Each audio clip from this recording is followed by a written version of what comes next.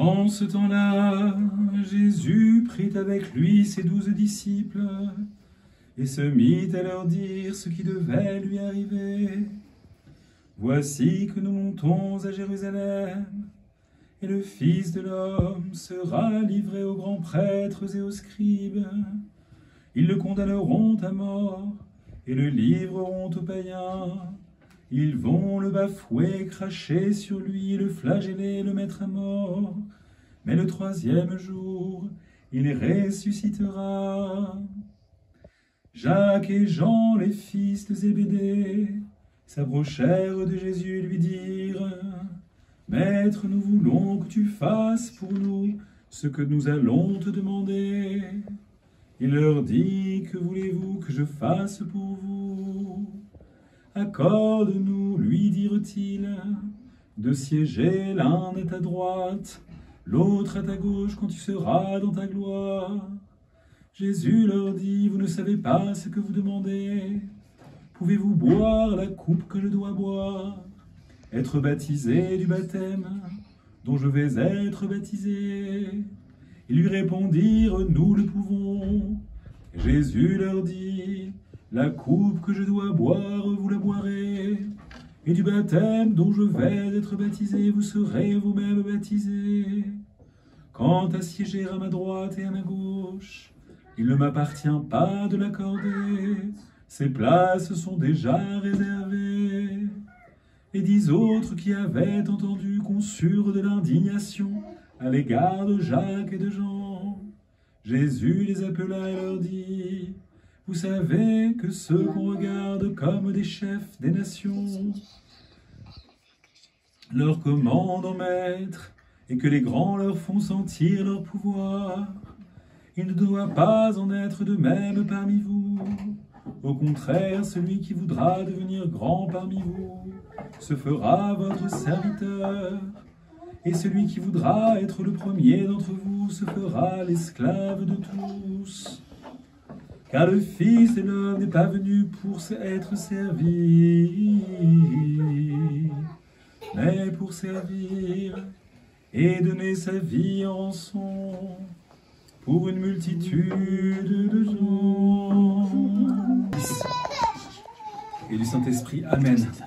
Bien-aimés frères, bien-aimés amis, aujourd'hui, en ce 5e dimanche de Carême, nous commémorons pour la 2e fois, la première fois ça a été à la date de son endormissement le 1er avril, Sainte Marie l'Égyptienne. L'Église nous fait commémorer cette très grande sainte, cette femme absolument admirable qui signifie pour nous qu'il n'est jamais trop tard pour faire pénitence, il n'est jamais trop tard pour se tourner vers Dieu, que quels que soient les péchés que nous ayons commis, eh bien, Dieu nous les pardonnera pour peu qu'on verse des larmes de repentir et des larmes d'amour pour lui.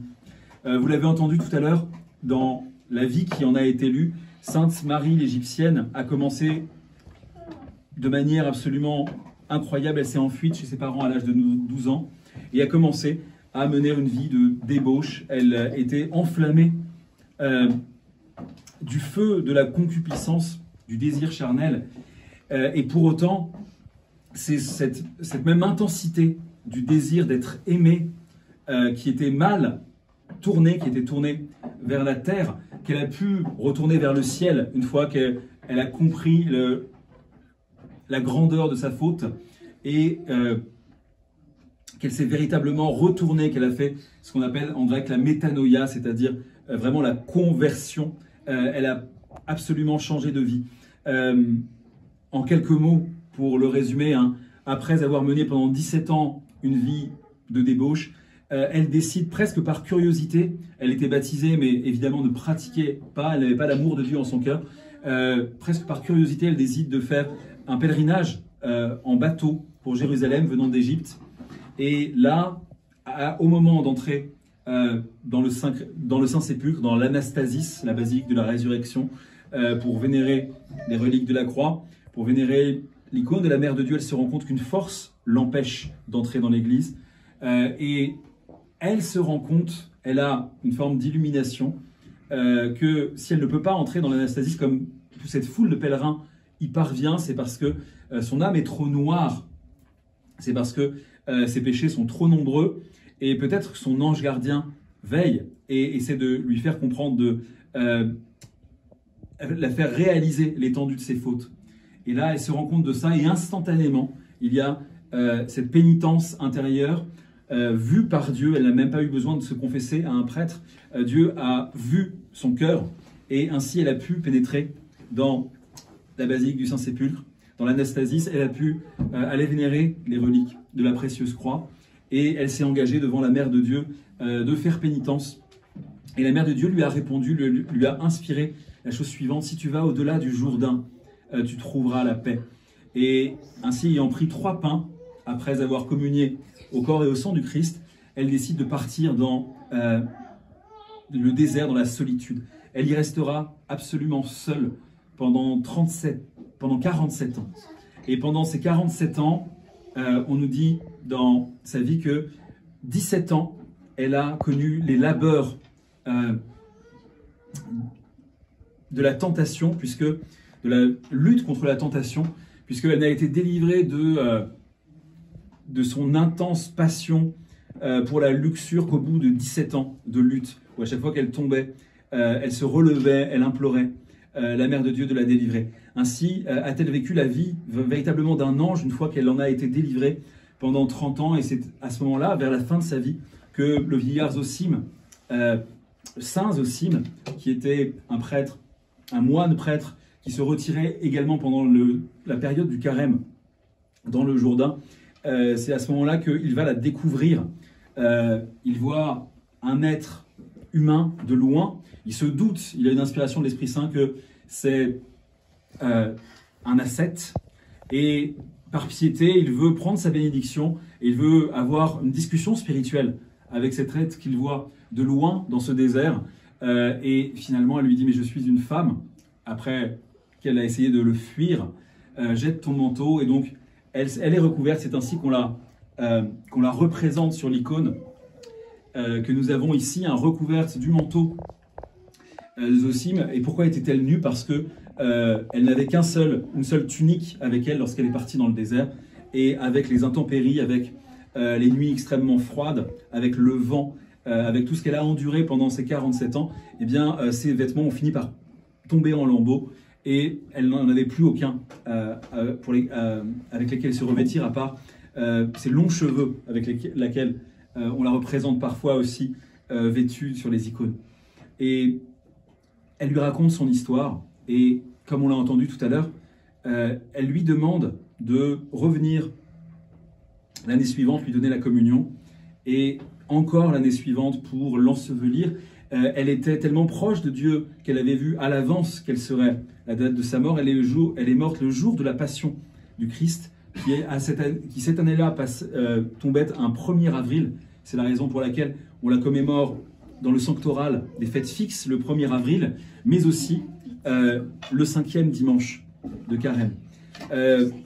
Que l'exemple de cette pénitence absolument extraordinaire nous encourage lorsque nous nous sentons indignes de Dieu, lorsque nous nous décourageons, surtout en cette période de carême, lorsque nous voyons que toutes les bonnes résolutions que nous avions prises, qui étaient de prier davantage, de véritablement nous tenir aux prescriptions de jeûne de l'Église, de lutter contre nos passions, d'être peut-être moins colériques, d'avoir moins de pensées mauvaises, etc. Tout cela vient bien souvent parce que le diable, comme le dit l'apôtre Pierre, rôde autour de nous comme un lion rugissant, cherchant qui dévorer. Toutes ces bonnes résolutions que nous avons prises au début du carême, en général, nous constatons en cette fin de carême que nous avons eu du mal à les tenir. Et la plus grande tentation serait de se décourager, de se dire que finalement tout ça n'en vaut pas la peine, puisque nous n'y parvenons pas. Et l'Église nous donne l'exemple de Sainte Marie l'Égyptienne, afin qu'on ne se décourage jamais, que l'on comprenne qu'il n'y a pas de négligence si grande que Dieu ne puisse nous la pardonner.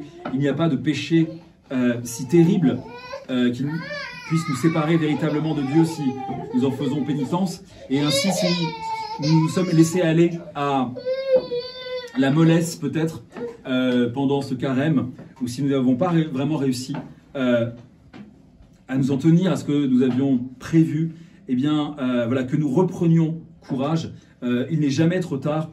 Sainte Marie l'Égyptienne nous montre qu'il n'est jamais trop tard pour faire pénitence, et surtout que pour réaliser que tous les désirs que nous pouvons éprouver dans nos cœurs ne sont que des désirs de Dieu qui se trompent d'objet. Je l'ai dit tout à l'heure en passant, mais je pense que le fait que cette passion dévorante qui était celle de Marie l'Égyptienne dès son plus jeune âge, cette passion pour la luxure, eh bien, venait fondamentalement d'une soif infinie d'être aimée, qu'elle a ressentie peut-être pour des raisons de personnalité, pour des raisons de caractère, de tempérament, beaucoup plus que certains autres, que la plupart des autres. Mais cette soif qu'elle avait d'aimer et d'être aimée, c'était une soif de Dieu se trompant d'objet. Puissions-nous avoir vis-à-vis de lui l'intensité du désir, de ce désir qu'avait